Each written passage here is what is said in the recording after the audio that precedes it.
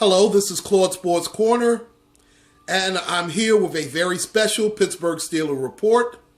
Now, coming off of a victory against the Cincinnati Bengals, 24-20, as we all know. Thank you, Chris Boswell. Thank you, Cincinnati Bengals. They are who they are.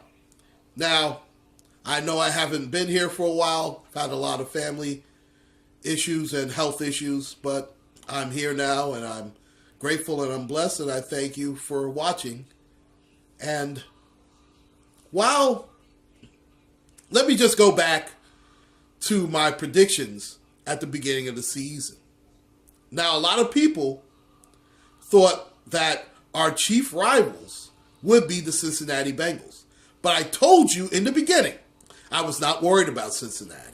They wouldn't even make the playoffs. I figured at best they were a 9-7, 8-8 football team because they lost too many guys, and that hangover of losing to us in that AFC playoff game took too much out of them.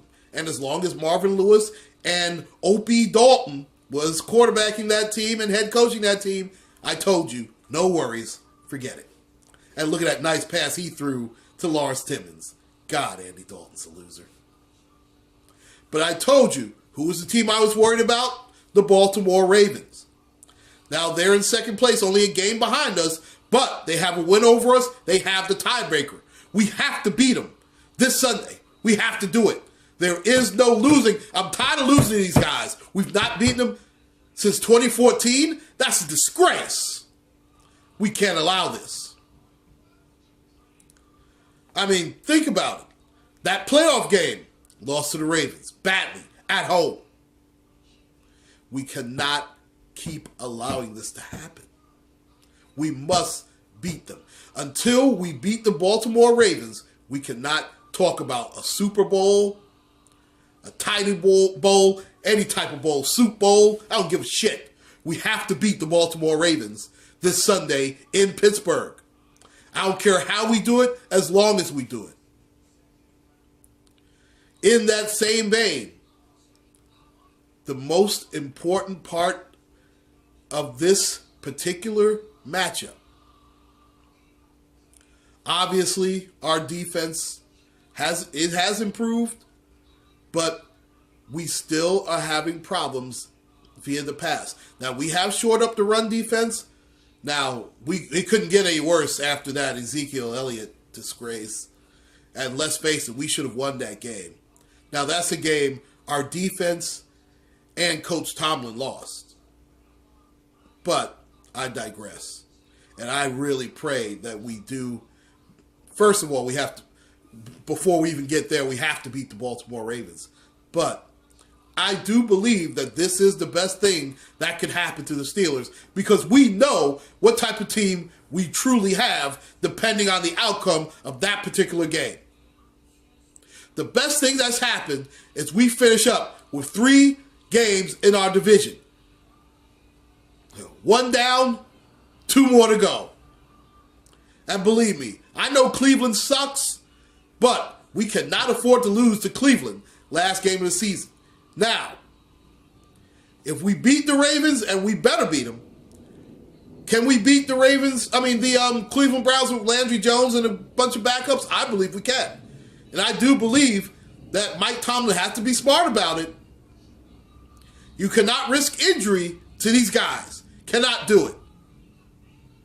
And I'm normally not a proponent of resting guys. Oh, you have to keep them. I understand that.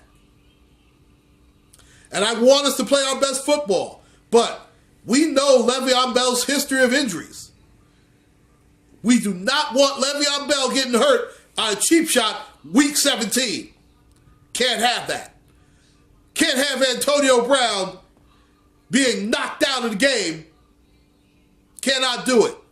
We can't have Big Ben taking a hit to his knees or something and he's out. We can't have it. We have a football team where there are certain guys, and we know every team has them, but we know the injury history to Le'Veon Bell, Big Ben, and Antonio Brown. We cannot take that chance. Now, in the playoffs, we know anything goes. We get it. But final game against Cleveland, and that's why this game is so important. So we can set up. We don't want to have to burn those guys hard last week of the season like last year. We don't want that. Now, Le'Veon Bell, I believe, is the best overall running back in pro football. Now, he cannot run that dancing, be patient stuff against this Baltimore team. You cannot run that way. You have to run with force. You have to run hard. You have to run between the tackles. You cannot glide. Now, that's the one drawback of Le'Veon Bell being the 240-pound back to the 215-pound back that he is today. Now, is he a more versatile football player? Absolutely. But you tell me, if you're the Ravens, who do you fear more? The old Jerome Bettis running style, we used to run over Ray Lewis and those guys, or a gliding Le'Veon Bell? I guarantee you they'd rather see a gliding Le'Veon Bell. But Le'Veon Bell does run hard between his pads. He can run through tackles. And he has to run that type of style against Baltimore. He has to do it. There's no way around it. Also, the Steeler offensive line has to do its job. I mean, Le'Veon Bell can't get any big runs if they're not doing their job. And they also obviously have to keep Ben upright for the most part. This is a real team. This is not the Cincinnati Bengals. This is a championship caliber football team. They have a quarterback who's done it. They have a hungry wide receiver. Steve Smith is a hungry player. Mike Wallace will try to embarrass his old team, just like he did the first game. Now, you have to worry about Mike Wallace only in spurts. From the first to the third quarter, you worry about him. We Steeler fans know, fourth quarter, he doesn't do shit. He's bitch-made Mike Wallace for a reason. He's Magic Mike. He'll make your wins disappear. We've seen it. Now, the Steelers have to do their job on the defensive end. Force them to be a one-dimensional team. We have to limit Steve Smith, Dennis Pitta, and those guys. We have to watch out for Perriman. We have to watch out for Aiken. We have to watch out for those guys.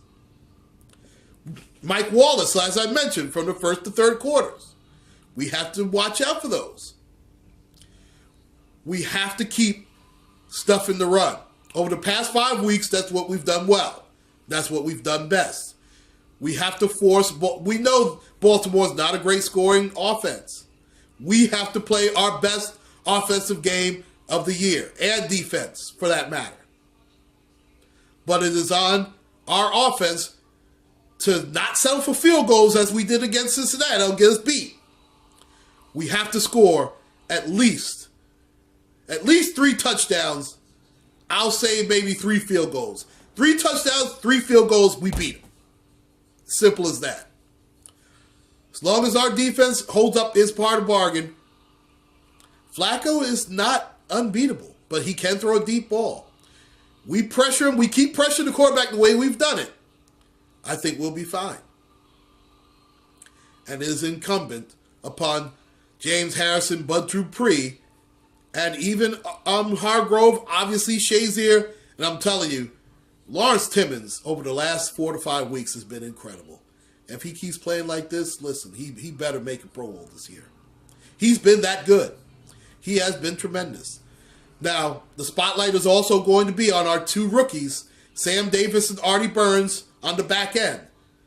They cannot afford any big play mistakes like last time against the Ravens. And our special teams. Our special teams have to be on point. Because that lost us the first game. We cannot afford that in Pittsburgh, Heinz Field. Cannot do it. So once again, that 5-game winning streak, it's all gravy. It doesn't mean a damn thing if we lose to the Ravens this Sunday in Pittsburgh. Please like and subscribe, ladies and gentlemen. This is Claude White with Claude Sports Corner. Please take care and God bless.